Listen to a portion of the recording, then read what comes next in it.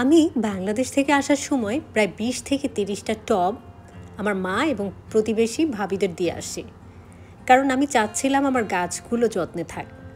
সেই সকল গাছে এখনও যখন ফুল আসে বিভিন্ন সিজনে, তারা আমাকে ছবি ভিডিও করে পাঠায়। বলতে পারেন গাছের প্রতি আমি এতটাই অবসেসড। খুব বৃক্ষপ্রেমী মানুষ আমি। কিন্তু অরেগন স্টেটে আসার পরে আমার সেই আফসোস কিছুটা হলেও কমেছে, কারণ এখানে যেদিকে তাকাই শুধু গাছ আর গাছ, সবুজ আর সবুজ। আর সামার সিজনে, তারপরে বসন্তকালে এই সকল জায়গাতে যেন একেবারে আগুন লেগে যায়, এত ফুল এবং এত সুন্দর।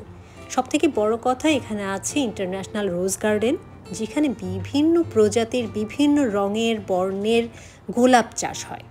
সামারে এখানে যাওয়াটা আমার জন্য তো মাস্টই, এবং এটা বলতে পারেন আমার জন্য এক ধরনের মেন্টাল থেরাপি।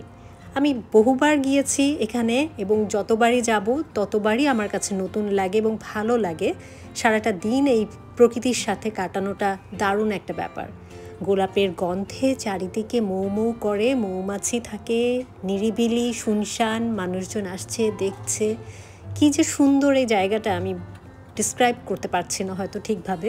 ক্যামেরাতে আসলে এই সৌন্দর্যটা জাস্টিফাইড না, মানে এর যে প্রাকৃতিক সৌন্দর্য, এটা বর্ণনার অতীত। আমার মতো বৃক্ষপ্রেমী মানুষের জন্য এক ধরনের মেন্টাল ট্রিট বলতে পারেন। আশা করি ভালো লেগেছে। Thanks for watching. বাই।